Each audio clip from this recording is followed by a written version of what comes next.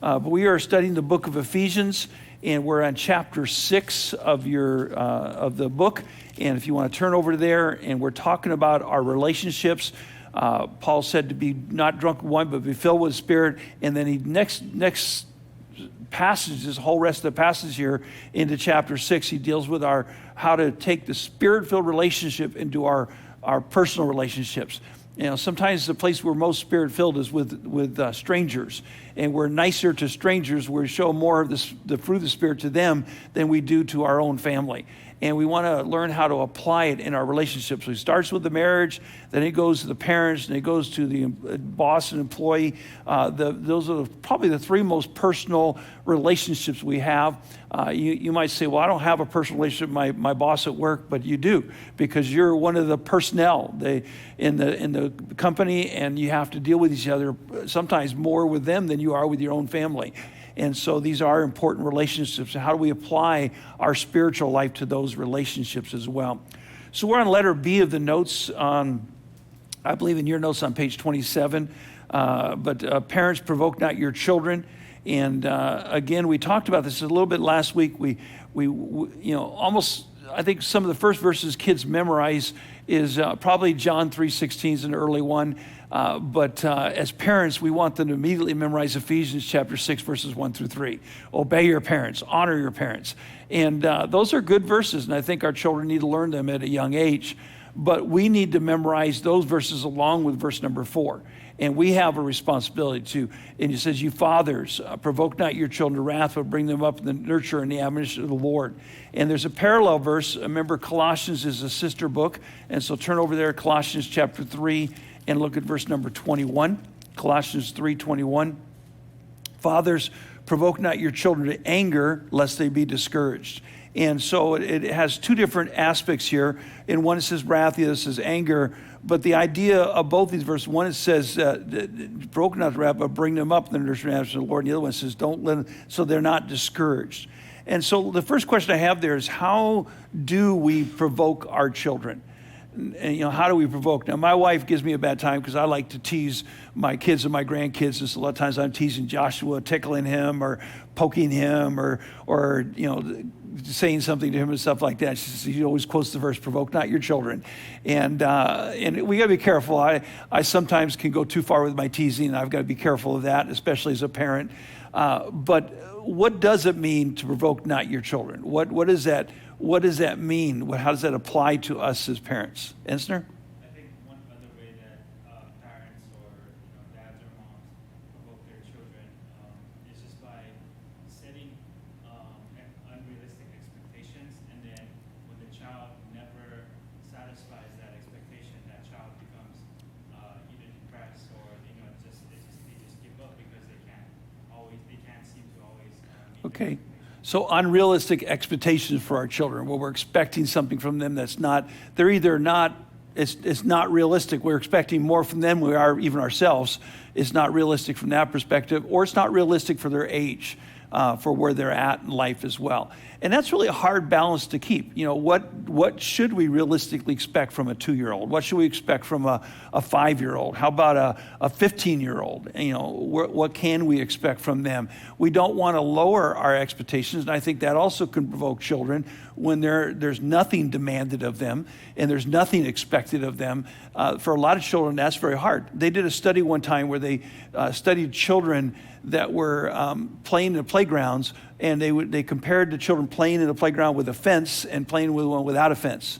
And the ones that were within the fence were more free in their play. Without a fence, without boundaries, the other ones were actually frustrated because they didn't know their boundaries. And they tended not to be free in their play or not to go as far or whatever. And so we want to give our children boundaries. And children should have boundaries throughout life. But I think one of the things that really provokes children is when we don't expand those boundaries based upon their age. When we're still expecting of a 5-year-old what we would of a 2-year-old. The fences we give our children expand. When they're babies, they've got the fence of the crib or the playpen. As they get older, we now let them have the living room, but got the fence up so they can't go down the stairs or out the door, got that little gate up. And then after a while, we get rid of the gate because they know how to break it anyways. In fact, 2-year-olds seem to know how to break through the gate. But we get rid of the gate, now they have the freedom of the house. But when they go out in the yard, we usually have a fence. And if we don't have a fence, we say, don't you go beyond this point right here. You know, we don't have a fence in our backyard, and we've taught Kalena, you can't go out in the front yard. You can't go down in the sidewalk. And in fact, the other day she actually did that, and we had to go chase her down, and I gave her a spanking for that because you're not allowed out here, and that's a boundary that they can't violate. That's a realistic expectation and a proper one. And I'm not loving her by letting her outside that boundary. But after a while, we no longer had the fence of the yard. The yard's no longer the boundary. Now they go out on the sidewalk in front, they can play, and they go down the block, but they can't cross the street. And the fences expand as they get older. If you try to keep a big old dog in a little dog cage all the time, it's going to provoke it. It's going to cause problems for that. And the same thing with a child. So we've got to learn how to expand our fences. And I think that's one of the ways we as parents often provoke our children is we don't expand the boundaries based upon their age. But it also goes back to what we talked about before, and that is that the first thing we've got to do is teach them to obey, and then we got to teach them why. Why do we have these boundaries? Why are you not allowed to go there? Why are you not allowed to do this? So they understand the reasoning so they can set their own boundaries and understand that as well. We're not going to let Kalena or even Joshua go out on his own walking down the street. He's got a friend from school that lives down the street from us, and he wanted to go there the other day, and I said, well, I'll walk you. Because even at 7 years old, I'm not ready to let him have that full freedom to walk to his friend's house. Now, once he's there, that's okay. You can be at your friend's house. We know who they are, and that's okay to be over there. But in between, I'm not sure he has the judgment when he crosses the street that he needs to have yet. And so we've got to have those boundaries. But we need to expand those as they grow older, because when they walk out that door at 18, their boundaries are unlimited, really. There's not much restrictions on them at all. And so, whether it's the TV or the internet, we don't have the boundaries, so it's a hard balance to maintain. Where are the proper balances? And each child's going to be a little bit different as well. Some children are going to be able to have those boundaries expanded earlier than others because they're more obedient or they're more trustworthy or whatever else, they have better judgment, and others are not, but we've got to teach them how to do that. So that's a really good answer, is we provoke them by unrealistic expectations, by either not having boundaries, which is not fair to any child, even a 16-year-old, or having too many boundaries for their age and their maturity level and their responsibility level, to train them how to establish their own boundaries and obey that. All right, how else do we provoke children unto wrath? Noel? If we're asking them to do something we aren't doing ourselves. Right, when we're inconsistent, we're asking them to do something and we're not willing to do it. Eat your vegetables, but I'm not going to eat my vegetables. And so we're expecting something from them that we're not willing to fulfill ourselves. Go to church, but I'm not going to church. That really provokes children. It's really a tough thing for them to handle, is that inconsistency. What makes a lot of teenagers very frustrated with their parents is they say one thing and do another. And that provokes our children to wrath. And so I think that's another way we provoke our children. How else do we provoke our children? Being impatient, not having patience in how we deal with them. I think in how we discipline them can provoke them. Again, spare not the rod, spoil the child. That's taught in Proverbs and other places where we need to discipline them. The Lord, whom the Lord loveth, he chasteneth. And so we need to discipline them. But if we discipline them with anger, that provokes our children. If we discipline them out of impatience, where we just blow up, and I had a boss like that would just, he'd be fine with everything, and all of a sudden, just out of the blue, would blow up over some insignificant thing. And that lack of patience, and a lack of dealing with that from that perspective. And so a lack of discipline, discipline plus a lack of discipline, I think, provokes children wrath too, is they don't know their limits, and they don't get disciplined for it, so they don't understand that.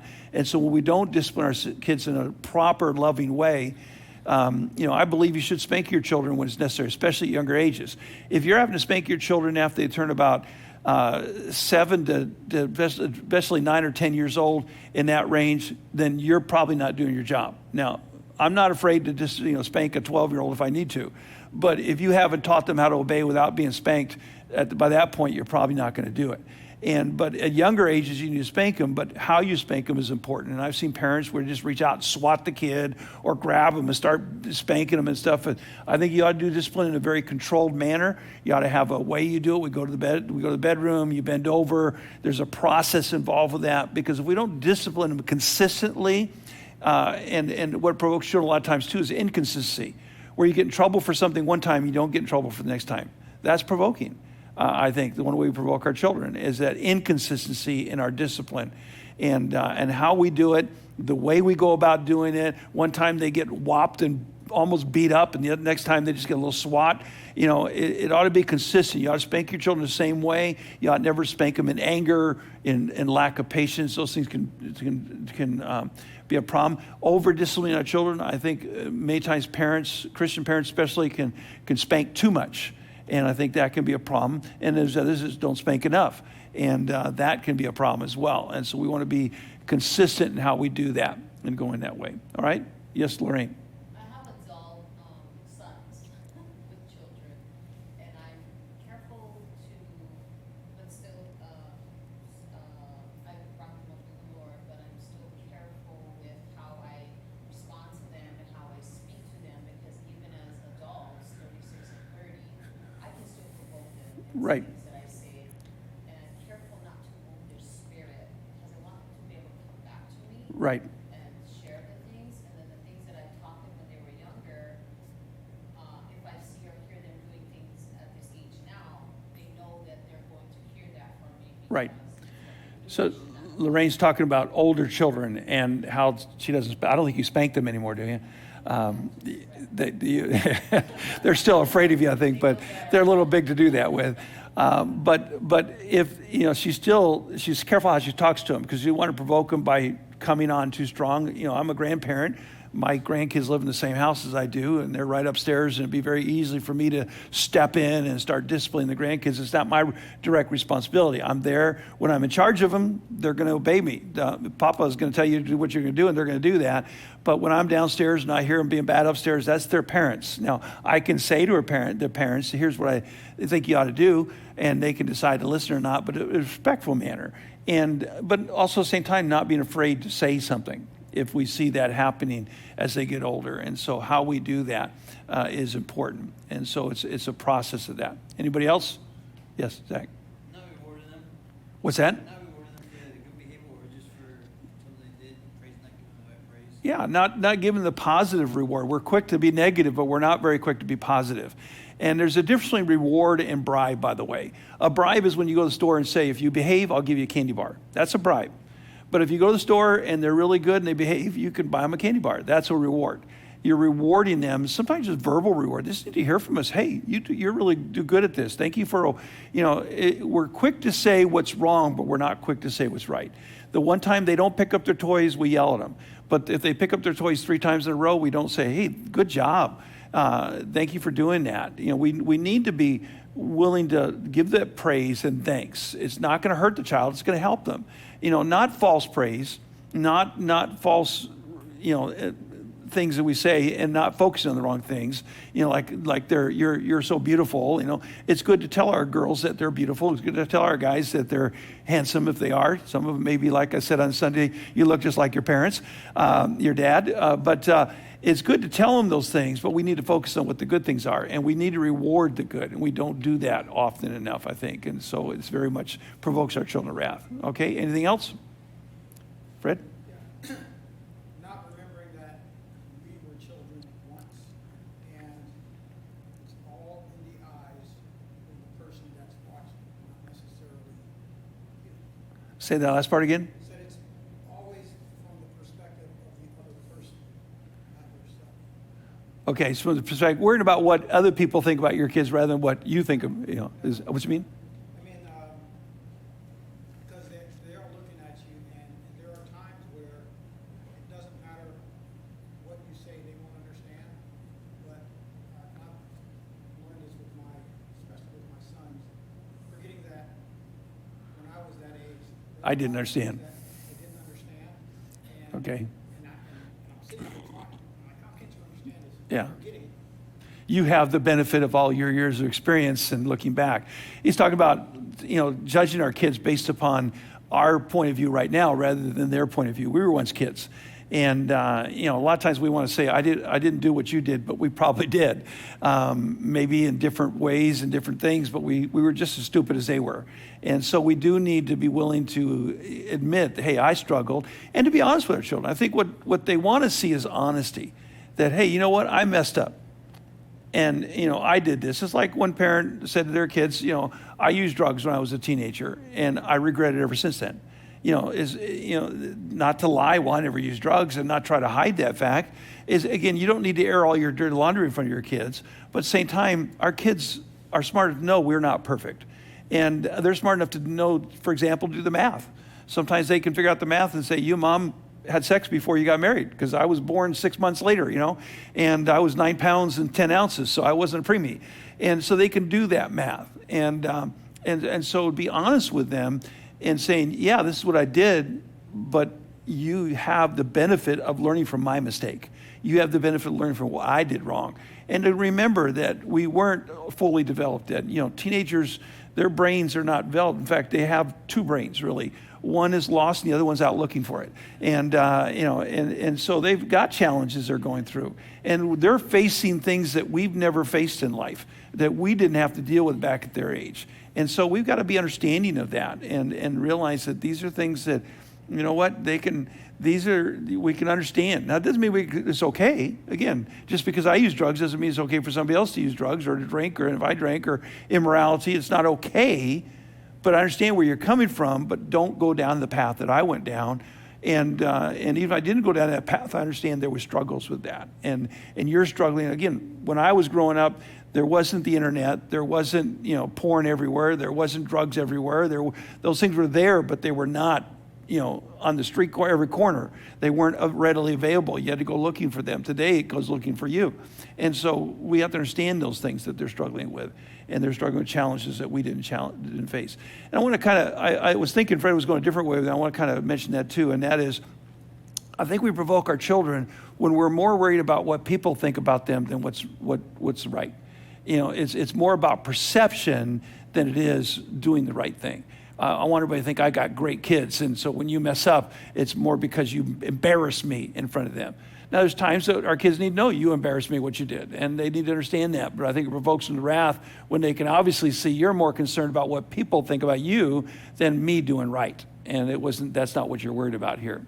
Okay? Noah? The danger, not the, but a danger of that is that that's going to constantly be changing, because when, like, if you're military and you move all the time, you have a new group of friends or whatever, and if you live like that, then what was the rule back here when you were around these people is no longer the rule or the standard, because these people care about maybe different things, slightly different than these people, and so now you're not only provoking them because you care more about what they think, but now you're also changing your own standards based upon there's no consistency. Your standards can change based upon who you're around. It's like when you go home with your kids to see grandma and grandpa. You better not embarrass me in front of grandma and grandpa. You're concerned about that. And so there's a whole different way they got to behave because of that. And there's an aspect that you learn in life. That's what life is about.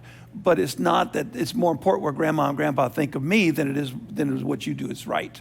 And so we want to make sure we understand that. And as our friends change or our crowd changes or whatever, we change that whole standard. And that's hard for our kids to keep up with. Well, I didn't know that was a problem because it wasn't yesterday with this friend, but it is today with this friend over here. And so it's a whole different set of rules now with that. I think that's what we definitely say, it's very dangerous on parents' part, because you're looking at the outward look from other side instead of the inward. Right. Dealing with your child. Yeah, when you start looking more importantly at the outward. Now, outward is important because their outward behavior shows something's going on in their heart. Their outward behavior does have impacts. It has consequences. And so the outward is important, but when we become more concerned with what the perception is rather than the reality. And that's something we have to work on and not provoking our children. Fred? Caveat that in adding, not growing with them can actually start to digress and become younger than them, which is really an oxymoron. Okay. Because they are getting old. They're not going to They're not kids anymore. You got to, yeah. And I think also, as parents, it can provoke your children when you're trying to be, it's more important for you to be their friend than their mom or dad. And I want to be friends with my kids, and I want to have a relationship with them, kind of like Lorraine talked about as her older children. She wants that relationship with them, but she's still their mom. And and especially as their children, that we need to keep that in mind, that I'm still your mom, I'm still your dad in that way. Okay? Anything else that provokes our children? Fred? The last one is, having adult children, numerous like Brian. Remembering also that when you're adult children, they're adults also.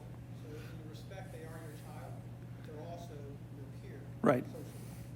Yeah, once they get to a certain age, they're adults, they have that rights of it, and we have to respect that. And even again, I think at the teenage years, we have to understand that as well, is that they're no longer a child. They are becoming an adult, and there is a change that has to happen. And again, I think that goes back to what we talked about before, is that, from 0 to about 5 or 6 years old is teaching your children to obey. And then, and that's going to take probably more discipline teaching. You can't reason with a 2-year-old. I had a 2-year-old for 3 days this week, and you don't reason with a 2-year-old. You just tell them what to do, and sometimes they won't even listen to you then. And you have to make sure, okay, if you're not going to do what you're told, you're going to be disciplined. And the discipline can be in the way of spankings. In the appropriate case, spanking is for outright rebellion, where the child is defying you. It's not for disobedience. You don't spank a child for disobeying. You spank a child for rebelling, for doing what they were told not to do, or defiant doing it, or like Colena's case, going out in the street, those kind of things. Whereas punishment is what is basically helping them realize there are consequences to my action. If I don't eat my food, then there's consequences to that. You don't get the ice cream for dessert. If I don't pick up my toys, there's consequences, then you're not going to be able to play with those toys. There's consequences to your action, and that's the punishment. And so you always want to think of punishment as consequences to what the child has done. And where chastisement or spanking is for direct, where they defy you, where it's like, I'm not going to do what you're telling me to do. You've had to tell them more than once, whatever else it might be. You've done the punishment, and now, because the punishment hasn't worked, now we're going to have to spank you, but the punishment remains. You still punish them even if you spank them. The spanking doesn't take the place of the punishment, so the punishment still remains, but they get a spanking on top of that. And that happens from 0 to 6. From about 6 or so up to about 10 or 11 is where you change it over to where you want to have less spankings that should be going on downhill scale. It should be more teaching involved, but they're still expected to obey, but you're explaining to them why. You're teaching them why. And then from about 11, 12 years old up through their time they leave home, that's when the teaching happens, is more of a teaching with there's still punishment, but it's teaching first and punishment second, whereas the younger age is punishment first and teaching second, and doing that. And I think if you learn that, there'll be a lot of progress with that. And if you learn how to communicate with children, provoking children is that we don't communicate with them as well. Is another way we provoke them, is we learn how to communicate. And if you're not communicating with your kids by the time they're 10 years old and having a relationship of communication and fun together, you're going to have real problems when they're a teenager as well. And so all these things come into factor. And it's really a balancing act, like we said, what Esther started out with, where we unrealistic expectations versus what is realistic. What should I expect from this child, and is reasonable to expect? That they're going to do this, they're not going to do that. Eating their food. What's realistic? I think a lot of times with our children, we put too much on their plate, and then we get mad at them for not eating what's on their plate. Unrealistic expectations. But if they ate everything and they didn't want to eat their spinach and they want to eat dessert, there's really expectations there that we can put in there. Same time, I don't like to eat spinach. So maybe realistic is saying, you don't have to eat what you don't like as long as you're eating something else. You can't eat all candy. So if you're eating your green beans but you don't like spinach, then isn't it realistic for me to say, you know what, I don't like it, you don't like it, we'll feed it to the dog and see if the dog likes it, and just go on from there. And so trying to get all that worked out. Okay, any other thoughts on provoke not your children to wrath? Brett? Actions. Wait a minute, last time you said this was the last time. Yeah. Okay, go ahead.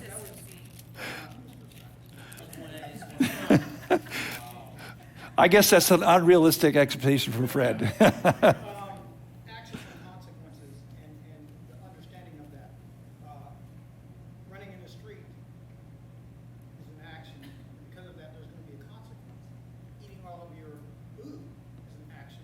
And the consequence of that is you're going to get ice cream. Right. Yeah, both negative and positive consequences. And consequences, punishment should always, as much as possible, fit the crime. And so, in other words, this is what I did. So I didn't wash the dishes, so now you get to wash the dishes tomorrow night too. I didn't make my bed, so now you're going to have to make mom and dad's bed or something like that. The consequences, as much as possible, fit the crime. When I was principal of a Christian school, we had a hill in front of the school that we had a lot of trouble growing grass on because at playtime the kids would run up and down the hill. And so we made the rule was you can't run up and down the hill. There was three different. Now, if there wasn't any other way to get up and down the hill, that's different. But there was three different ways to go up and down the hill: steps and a driveway, and they weren't that far apart. So it wasn't being unreasonable, and so it wasn't an unrealistic expectation. We just said, you can't run up and down the hill. And we tried doing demerits and we tried doing other things and it didn't work. And finally, we just said, okay, if you don't understand how to go down the steps instead of the hill, you obviously need practice. And so we're going to have, every time we catch you run down the hill, you're going to go over the steps and you're going to practice going up and down every step one at a time, up and down. And we would set a number of times. And each time the number would get larger. You know what? That cured our problem overall because it was a consequence that fit the crime. And what we want to do is teach them that when you do something, you leave your bike out, it's going to be stolen or it's going to get rusty. And so the consequence is, since it wasn't stolen or rusty, we're going to take it away from you for a week because you left it out. The consequence fits the crime. And a couple of things with that is number one is as much as possible, let them know the consequences ahead of time, that they understand that. But you can't do that. Life doesn't do that for me. I don't always know the consequences ahead of time, but there are consequences, and sometimes that's not able. As much as possible, have the consequence match the crime, where it fits in with that, and how it goes about. So it's not just you're grounded, but you were watching TV and you didn't do your homework, so now you can't watch TV for the next night. Now, don't overkill with the consequence either. I'm not put in jail for 20 years for speeding, unless I kill somebody. Don't overkill on the consequences of the punishment as well. And then there are some times where the punishment has to be chastisement. Like with Kalena going out in front of the house there on the sidewalk, she needed a spanking because she could be killed. She could be hurt. And so it had to be hard enough that she wouldn't do it again. We understand in life some consequences aren't worth paying. And we want to make sure that they understand that too, that this is not. Because sometimes kids will do the calculation, and kids are gamblers. First of all, they'll gamble. If you're not consistent, they'll gamble, they'll get away with it. If you let them get away with it once, they will try 5 more times. Even though if you did 5 times, they didn't get away with it. They get away with it once, they'll go back. They're like the slot machine. You win one time, you'll do it 10 times and lose more money. They're gamblers. And once you are not consistent, they will continue to test you, seeing if they can make that work out for them. And so you got to be consistent in the consequences. And then it's got to be worth it. Sometimes kids will say, you know what? It's worth it. I know what's going to happen, but it's worth it. And so they'll not do what they're supposed to do or do what they're not supposed to do because they're willing to pay the price. And then you got to up the price then and help them understand that. And we got to make them understand there are certain things in life just plain are not worth it. And you want to understand that. Does that make sense? Okay, any other thoughts on provoking? Now in Colossians 3:21, it says, "For fathers, provoke not your children to anger, lest they be discouraged." I think the idea of being discouraged there is again, what discourages a child? I think inconsistency on the parent's side, being unfair. And again, children would not always think you're fair, and we got to teach them life is not always fair. Life is not always fair, and they got to understand that. And but at the same time, when they think you're consistently unfair and how you punish them or whatever else, that's what's going to discourage them, and they're not going to want to try. Jason? So what do you think the balance should be for the unfairness versus, well, I'm an adult, I can do this, you're a child, you cannot, without being hypocritical? How would you balance that? Well, I think there's a combination of things. Again, at younger ages, you can't balance that. They just don't, they cannot understand the concept of that. And so at younger ages, it's just like, because I'm the dad and you're not, I'm bigger than you. Might makes right, and that's where it's going to go right now. And there's not. But again, around the 6, 7 year age is when you start teaching them that. You start explaining it. Mommy and daddies can stay up later because we're older. Our bodies are different. Our needs are different. Although I'm older and my needs are a lot different, more like Kalena's now, and sleep and food and stuff. But mommies and daddies are different. And so we explain it to them. We help them understand that you earn these rights. A teenager is you're not, you start bringing the money, you can do this. You pay your own way, you can go out and do this, but I'm not paying for it for you. And so it's the teaching process comes into play there. Where the younger ages, again, I see a lot of parents trying to explain things to 2-year-olds and 3-year-olds, and there is a certain amount we can explain to them. There's certain things I can explain to Kalena now, and we're starting, but we have to explain it with some kind of reinforcement. Don't do this because this is what's going to happen. You're going to get that SWAT, or you're going to not be able to play with that toy or whatever. And so reinforcing that, but the teaching must start around 5 or 6 years old, definitely, where it begins to swap a little bit. Is still obey me, and then we'll understand why, and then we'll explain why. So it's obedience first and explanation afterwards. Whereas with a teenager, there's times they do need to obey first, but it's times where we need to teach them why they're supposed to do this. We do need to take time to explain it to them. Okay? Pastor, you want to elaborate on not rubbing their faces in it, and also not making the past always the future or the present? Well, not rubbing their faces in it and not bringing up the past. There needs to be times where we talk to our children. There's a pattern here. That you have a pattern of forgetting your homework. You have a pattern of not putting your stuff away. And the pattern is there, and so they need to be punished because there's a pattern going on that they need to change that habit. And we need to deal with that. But it needs to be clear, we're not punishing you for past actions today. But when there's a consistency, then that shows me there's a consistent problem here that we need to deal with. And again, not rubbing their faces in it is the punishment should fit the crime, in the sense that don't make a bigger deal out of it than you have to. I think too often we do that, where we make it a federal case when it's just a misdemeanor. Now, again, like in California right now, they're making federal cases into misdemeanors and below. And even here in Hawaii now, they're going to let people go without even have to pay any kind of bail. And I think that's a mistake. I think that gives a message that we don't want to give. But I'm not going to take a guy who just stole a candy bar and lock him up, and beat him up for it. I want to understand this is serious. When my child takes a candy bar and steals from the store, I'm going to take them back there, have them explain to them what they did, and apologize and the whole 9 yards. But I'm not going to keep rubbing it back in their face. Okay. Which all these things sound good in theory, but as parents, it's not so easy, is it? And that's the hard part. That's the balancing act we need to maintain. And that's why God says, listen, you fathers, provoke not your children to wrath. Don't let them be discouraged. And who discourages them? You do, for all these kind of things we just talked about here. But bring them up in the nurture and admonition of the Lord. Let's take that word provoke. In Hebrews chapter 10, if you want to turn over there, Hebrews chapter 10 and verse number 24. Hebrews 10 and verse 24. It says, and let us consider one another to provoke unto love and to good works. So there's a wrong way to provoke our children. So how can we provoke them to good? The idea of the word provoke here is like a cattle prod or a little pointed stick to get the animal moving or something like that. And so there's a bad provoking, but there's a good provoking. So how can we provoke our children to good?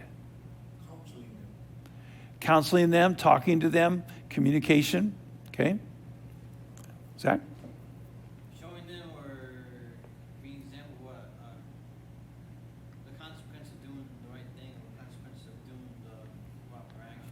Right. So if we're going to have They can see the reward of doing that. the reward of it. Yeah, reward them. And reward is the opposite of punishment. Well, not rewarding them, but they can see the result of them doing this thing. Doesn't this feel good when you do it? or yeah. And I think that's part of the reward, but it's the opposite of punishment. Punishment are the consequences, the negative consequences of my action, but we don't teach them the positive consequences. The kid doesn't wash dishes or does a poor job in it or complains the whole time, there's a negative consequence to that. The positive consequence, they wash the dishes without being told, which would be a miracle, right? After you get up off the floor after the heart attack, they wash them without being told to do it right. What do? We don't even make a comment about it. We don't even say, hey, great job. And we got to let them know that there's a positive, sometimes it is a reward, a physical reward. But we all know that sometimes the reward of a job well done is the feeling I did my job well. I don't get a bonus at work. I don't get a attaboy from my boss, but our kids ought to get that. And so we ought to have that positive reward or positive consequences to their actions. I think this, the different love languages, words of affirmation, so meaning their Okay. specific Yeah. language. The love languages, we talked about that in the marriage class, the 5 love languages. And we need to understand what our children's love language is. And we need to make sure that we provide that for them. If their love language is touch, if their love language is words, if their love language is doing things for me, that's important to that aspect. I go more specific, but hard work opens up doors. Hard work opens the doors, So okay? the proper effort in the right direction provides opportunities that they wouldn't have had anyway. Teach them what it feels like to do a good job and to do it well, and that it has positive results to that. And part of that is going back to Deuteronomy chapter 6, is as you walk with them, as you lie down with them, as you get up with them, teach them these things. This is a positive thing.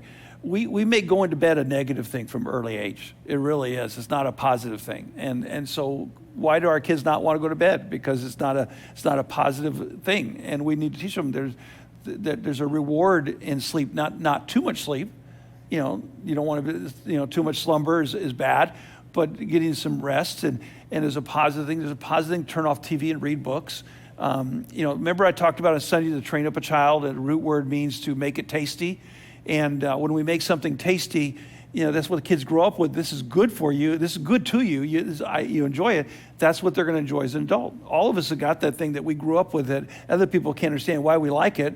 I had a friend that ate peanut butter and ketchup sandwiches. He loved those things.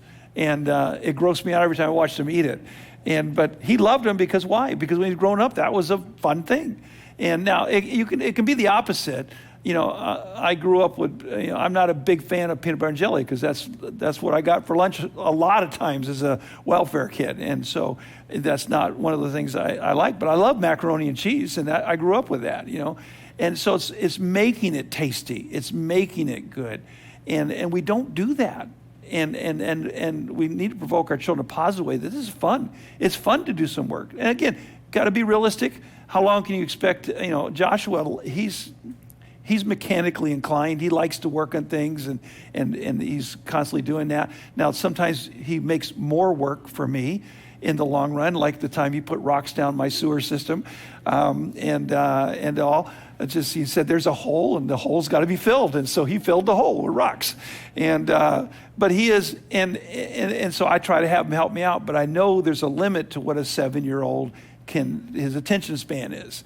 And if I go beyond that limit, now I'm provoking him to wrath rather than to good. Brother Berg likes to work on cars, and I know he has his son help him a lot of times. But he said to me, my son's got his limit, and he understands that. And now his limit your limit may be longer than theirs, and teach them, hey, we can go a little longer here, and don't quit until the job's done, things like that. And so we're teaching that process. We're doing it as we're going through life. And it's one of the reasons I really stress, and I wish I understood this more when my kids were little. You ought to have things you can do with your kids that are fun. Whether it's going to the beach or going camping, or we had a family here, they did motorcycle riding together and started out with BMW bikes and then graduated as they got older to motorcycles. And another family, they ride bikes together and, play games together. This is provoking them to love and the good works. And doing things. And it's having devotion something important and fun. Now, if you're telling them to and you're not, that's a different matter. Going to church is fun. So provoking them in that way. Okay? Yes, sir. Also, in loving and doing good works to your spouse,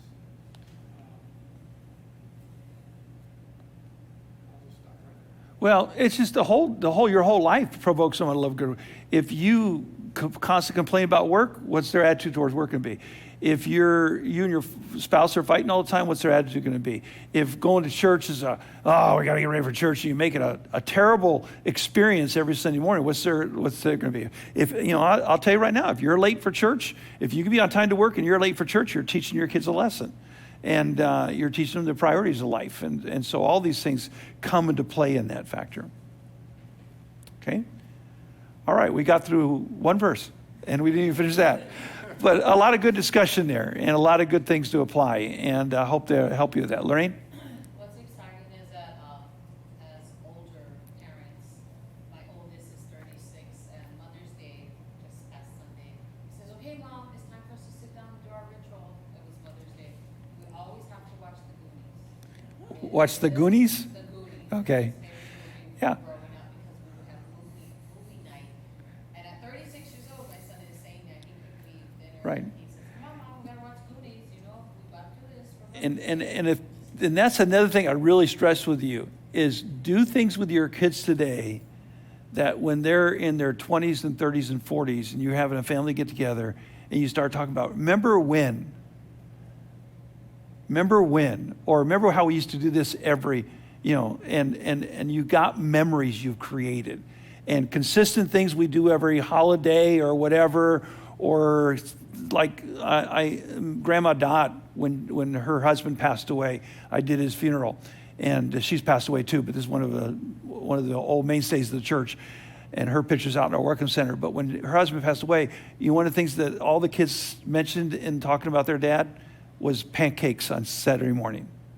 Every Saturday morning, Dad would make them pancakes. And that was a memory. That was something special that they had.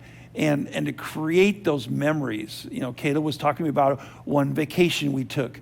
Somebody gave us a timeshare at the Hilton over on the Big Island, and he still remembers. That's one of the vacations he remembers growing up. And so creating those memories, whether it's a vacation, whether it's something you do consistently at certain times, days of the week or days of the month, or on Sunday afternoon, every Sunday afternoon we go out to eat after church, or we go to a park after church, or Sunday nights after church we go get an ice cream or what do they call it over here at Wendy's? The Frosty. We go get a Frosty or something like that. Creating the memories is so important. Remember we used to play games together every Friday. We had one family, every Friday night was their pizza night.